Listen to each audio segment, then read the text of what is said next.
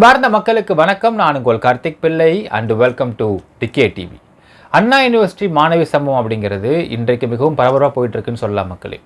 எல்லா அரசியல் கட்சிகளும் அதை பற்றி பேசிக்கிட்டு இருக்கிறாங்க. யார் குரல் கொடுத்து யார் இங்கே பதிவு பண்ண போகிறாங்க அப்படிங்கிற தொடர்ந்து பண்ணிக்கிட்டு இருக்காங்க.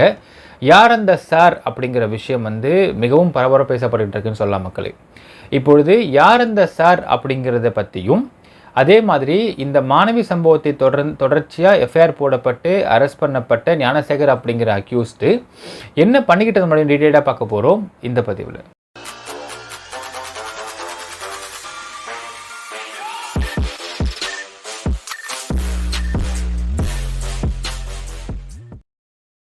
அண்ணா யூனிவர்சிட்டி மாணவி சம்பவத்தை தொடர்ச்சியாக அரெஸ்ட் பண்ணப்பட்ட ஞானசேகர் அப்படிங்கிற நபர் என்னென்ன குற்றம் பண்ணிக்கிட்டு இருந்தார் முன்னாடி அப்படிங்கிறது எல்லாருக்கும் ஒரு ஆவலாக இருக்குன்னு சொல்லலாம் மக்களே.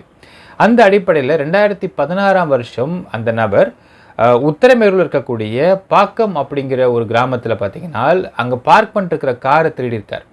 நிறைய காரை திருடியிருக்காரு. திருடி அந்த காரை அவர் தெரிஞ்ச ஒரு குடோனில் போய் வச்சுட்டு நம்பர் பிளேட்டை மாற்றிட்டு அங்கேருந்து வேற ஒரு ஸ்டேட்டுக்கு கொண்டு போய் காரை வைக்கிறது.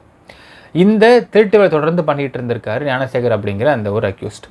அதற்கு பிறகு பார்த்தீங்கன்னா 2018 ஜூலை 30 பாலச்சந்திரன் அப்படிங்கிற ஒரு டைல்ஸ் பிஸ்னஸ் பண்ணக்கூடிய நபர் மதுராந்தகர் கடை வச்சுட்டு இருந்திருக்காரு. டைல் ஷோரூம் வச்சுருந்திருக்காரு. அது ஒரு பார்ட்னர்ஷிப் கடை தான். அந்த பாலச்சந்திரன் அப்படிங்கிற நபர்கிட்ட பணம் இருக்குது அப்படிங்கிறதை தெரிந்து கொண்ட இந்த ஞானசேகர் மற்றும் அவங்க குடும்பத்தாருன்னு சொல்லி ஆகணும் மக்கள். ஏன்னா இந்த ஒரு சம்பவத்தில் அவங்க குடும்பத்தார்களும் சம்மந்தப்பட்டிருக்காங்க அப்படின்னு அரெஸ்ட் பண்ணப்பட்டிருக்கிறாங்க. ஸோ ஞானசேகர் என்ன பண்ணுறான்னா அந்த பாலச்சந்திரனை கடத்திட்டு அவங்களுடைய ஃபேமிலி மெம்பர்ஸுக்கும் டைல் ஷோரூம் பார்ட்னருக்கும் முத்துக்குமார் ரிலேட்டிவுக்கும் அந்த பாலச்சந்திரனுடைய ஃபோன் நம்பர் ஃபோன் பண்ணி அவங்க இந்த மாதிரி கடத்தி வச்சுருக்கேன், 25 lakh rupees பணம் கேட்டு மிரட்டுறான். இப்போ முதல்ல இந்த மூணு பேரும் டிஸ்கஸ் பண்ணிவிட்டு நாங்கள் பணத்தை கொடுத்துட்றோம், 25 lakh rupees இப்போ கையில் கேஷாக இருக்காதுன்னு சொல்கிறாங்க. இல்லை நீ கொடுத்தீங்கன்னா நான் எந்த சேதாரம் எல்லாம் விட்டுருவேன்னு சொல்லிட்டு மிரட்டலாம். அதற்கு பிறகு எப்படி கொடுக்கறதுன்னு ஃபஸ்ட்டு கேட்குறாங்க. கேட்டுட்டு நீங்கள் மதுராந்தகம் ஃப்ளைஓவருக்கு வந்துட்டு மேலேருந்து ஃப்ளைஓவருக்கு தண்ணி எதுவும் போகலை, மேலேருந்து நீங்கள் மதுராந்தகம் பிரிட்ஜுக்கு வந்துடுங்க, தண்ணி எதுவும் கீழே போகலை, மேலேருந்து நீங்கள் அந்த பணத்துடைய பேகை தூக்கி போட்டு போயிடணும்னு சொல்லிட்டான். அதே மாதிரி இவங்களும் அந்த பணத்துடைய பேகை தூக்கி போட்டு போயிடுறாங்க. யார் கடத்திருக்கான் அப்படிங்கிற முகம் தெரியாமல் இருப்பதற்கு அவங்க இந்த நேக்காக அந்த வேலையை பார்த்துட்டு இருந்திருக்காங்க மக்களே. இவங்க சைட்லேருந்து இந்த புதருக்குள்ளேருந்து மறைஞ்சிருந்து பார்க்குறது. காசை போட்டதுமே ஓடி போய் இவங்க போனதுமே காசை போட்டு உடனே இவங்க போயிடணும், திரும்பி பார்க்கக்கூடாது. அதுக்கப்புறம் போய் பணத்தை எடுத்திருக்காங்க. எடுத்து எண்ணி பார்த்தா 12 lakhs இருந்திருக்கு, 13 lakhs மிஸ்ஸிங் இருந்திருக்கு. அப்புறம் திரும்பியும் கால் பண்ணி கேட்டதுக்கு இல்லைங்க 12 lakhs இப்போ கையில் கேஷாக இருக்குது, 25 lakhsன்றது ஹியூஜ் அமௌண்ட்டு, அவ்வளோ பிஸ்னஸ் எங்களுக்கு போகலன்னு சொல்லிட்டு எவ்வளோ அவங்க ரெக்வஸ்ட் பண்ணிருக்காங்க. அப்போனா முடியாது, நான் கொன்று போட்டு போயிடுவேன், எங்கள் கையில் துப்பாக்கி இருக்குதுன்னு சொல்லிட்டு துப்பாக்கி ஒன்று வச்சுருக்கேன்னு சொல்லிட்டு துப்பாக்கியோட ஃபோட்டோ எடுத்து மாட்டிருக்கான். அதற்கு பிறகு 13 lakh rupees கொடுக்க முடியாது அப்படிங்கிற நிலைமை வந்ததுக்கு பிறகு முத்துக்குமார் அப்படி ரிலேட்டிவ் என்ன பண்ணுறாருனால் அவருக்கு மதுராந்தகத்தக்கூடிய இன்ஸ்பெக்டர் அந்தோனி ஸ்டாலின் கிட்ட இன்ஃபார்ம் பண்ணுறாரு.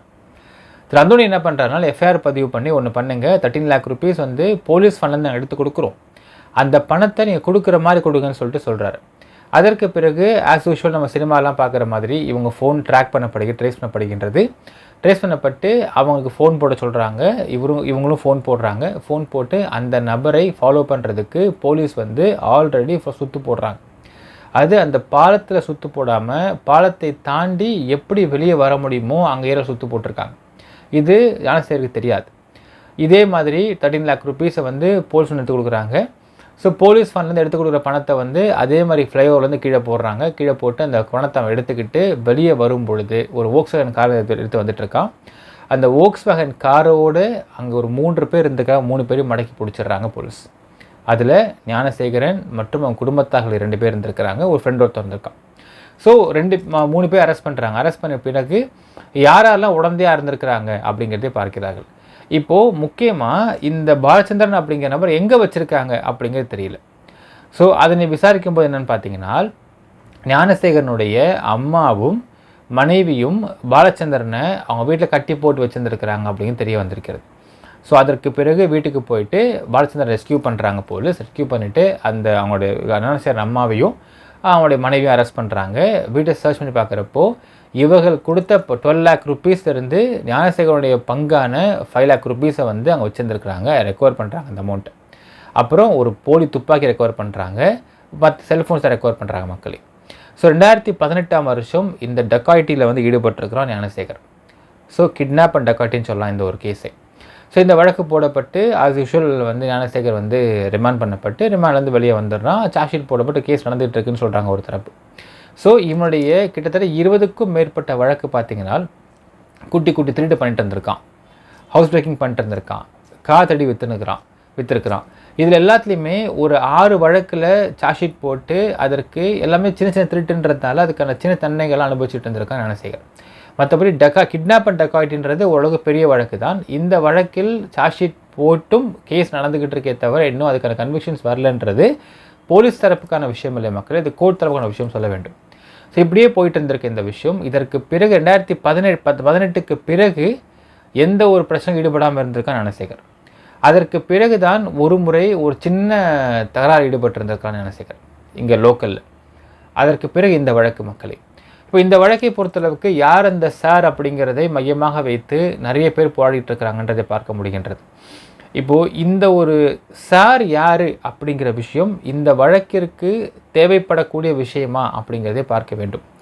முன்னுமே நம்ம சொன்ன மாதிரி தான் அண்ணா யூனிவர்சிட்டி மாணவி சம்பவத்தில் உங்களுக்கு காவல்துறை விசாரிக்கிறார்கள். விசாரித்து இங்கே நமக்கு சொல்லப்பட்டிருக்கின்ற தகவல் அப்படிங்கிறது கொஞ்சமாகத்தான் இருக்கும். இப்போ எஸ்ஐடி வந்து அதை டேக் ஓவர் பண்ணிருக்கிறாங்க. இப்போ எஸ்ஐடி அண்ணா விசாரிப்பாங்க மக்களே.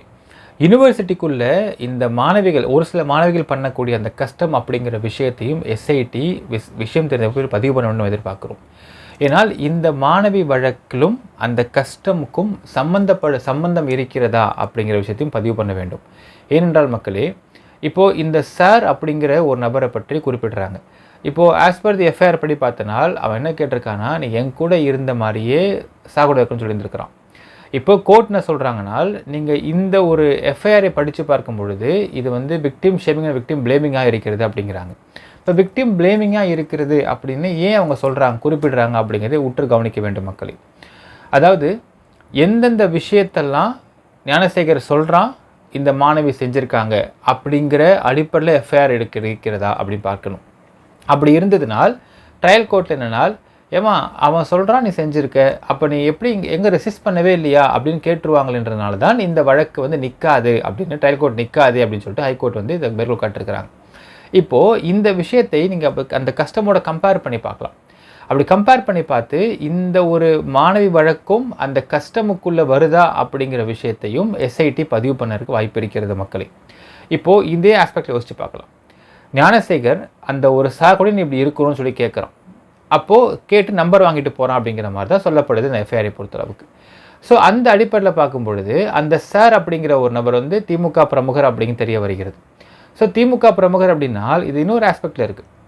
அந்த திமுக பிரமுகர் அப்படிங்கிற நபர் ஞானசேகர் மூலியமாக வரக்கூடிய பெண்களிடம் பலாத்காரமாக நடந்துக்கிறாரா இல்லை கன்சென்ட்டா அப்படிங்கிறதை பார்க்க வேண்டும். அது மியூச்சுவல் கன்சென்ட்டாக இருக்குது அப்படின்னால் இதில் எங்கேருந்து க்ரைம் இருக்குது அப்படிங்கிற அடிப்படையிலையும் பார்க்க வேண்டும். அதாவது இப்போ இந்த யார் அந்த சார் அப்படிங்கிற விஷயத்தை இன்று அரசியல் கட்சிகள் எல்லாருமே வந்து ஏன் மும்முரம் பார்க்குறாங்க அப்படின்னால் அது திமுகவை சேர்ந்த ஒரு நபர் அப்படிங்கிறது எல்லாருக்குமே தெரியும். அது வெளிப்படையாகவே தெரிகின்றது. ஸோ அந்த வெளிப்படையாக தெரியக்கூடிய அந்த சார் யாருன்றதை பார்த்துவிட்டு அதை அந்த நபரை எக்ஸ்போஸ் பண்ணுங்க அப்படின்னு சொல்லிட்டு கேட்குறாங்க மற்ற கட்சிக்காரங்களாம். ஏனால் எதிர்கட்சிக்காரங்களுக்கு அது அல்வா சாப்பிட்ற மாதிரி. இப்போ எலெக்ஷன் வேறு வரப்போகுது. அந்த சமயத்தில் இந்த நபரை விஷயத்தை வைத்து பல கதைகள் கட்டலாம், பல கதைகள் பின்னலாம். ஸோ இந்த மாதிரி கதைகள் பின்னுவதற்காகத்தான் இந்த வழக்கில் யார் அந்த சார் அப்படிங்கிற விஷயத்தை மும்முரமாக இருக்கான்னு பார்க்க வேண்டும் மக்கள். ஏன்னா யோசிச்சு பாருங்களேன், இப்போ இந்த மாணவி விஷயத்தை மட்டும்தான் அவங்க வந்து கன்சர்னாக இருக்கிறாங்க அப்படின்னால் இந்த மாணவியுடைய வழக்கில் அங்கே குற்றம் சாட்டப்பட்டிருந்த ஆஸ் பர் தி எஃப்ஐஆரின் படி, அந்த மாணவி எழுதி கொடுத்த எஃப்ஐஆரின் படியே பார்த்தால் அந்த மாணவிக்கிட்ட எந்த நபர் நடந்துக்கிட்டார் அப்படின்னு பார்க்கும் பொழுது ஞானசேகர் நடந்திருக்கிறார் அப்படின்னா ஞானசேகரை அரெஸ்ட் பண்ணியாச்சு, ரிமாண்ட் பண்ணியாச்சு. And law takes is own course அப்படிங்கிறது ஐபிஎஸ் படித்த அண்ணாமலை தெரியாதா? கண்டிப்பாக தெரியும். அப்போது ஐபிஎஸ் படித்த அண்ணாமலை அவர்கள் எதற்காக யார் அந்த சார்ன்றதை கேட்குறாரு?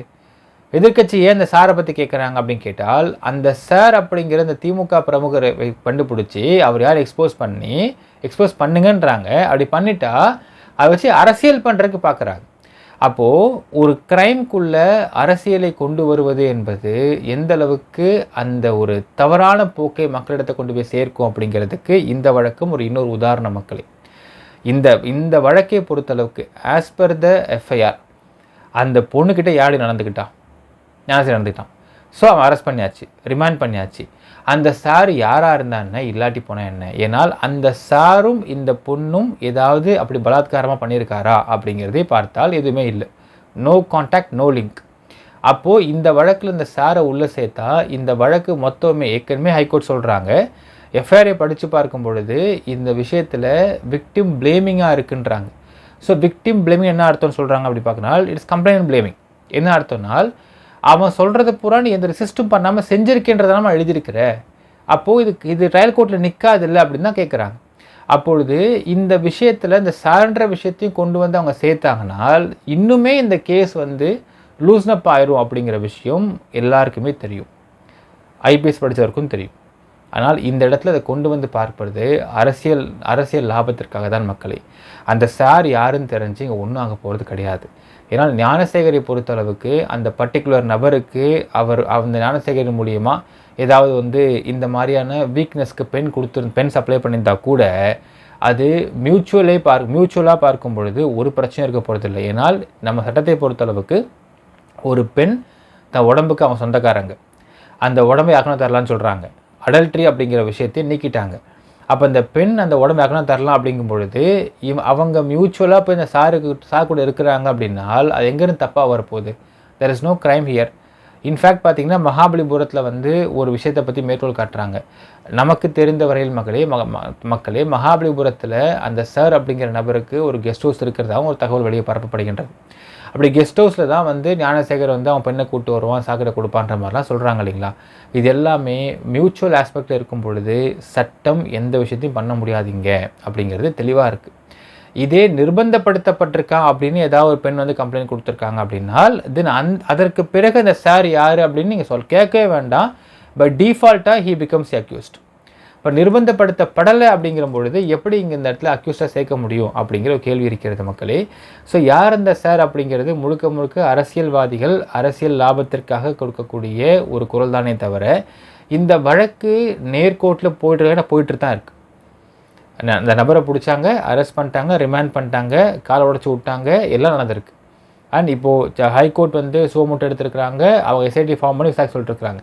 நமக்கு என்னென்னால் எஸ்ஐடி விசாரிக்கும் பொழுது அண்ணா யூனிவர்சிட்டியில் இருக்கக்கூடிய ஒரு சில கஸ்டம்ஸை பற்றியும் விசாரித்து இந்த வழக்கு இந்த கஸ்டம்குள்ளே ஃபால் ஆகுதா அப்படிங்கிறதையும் அவங்க சார்ஜ் ஷீட்லேயோ ரிப்போர்ட்லேயோ போட்டாங்களே. ஆனால் உண்மைகள் என்ன அப்படிங்கிறது கோர்ட்டுக்கும் தெரிய வர வாய்ப்பு இருக்கிறது நினைக்கலாம். மக்களே நினைக்கிறேன் கமெண்ட்டில் மென்ஷன் பண்ணுங்கள். நன்றி, வணக்கம்.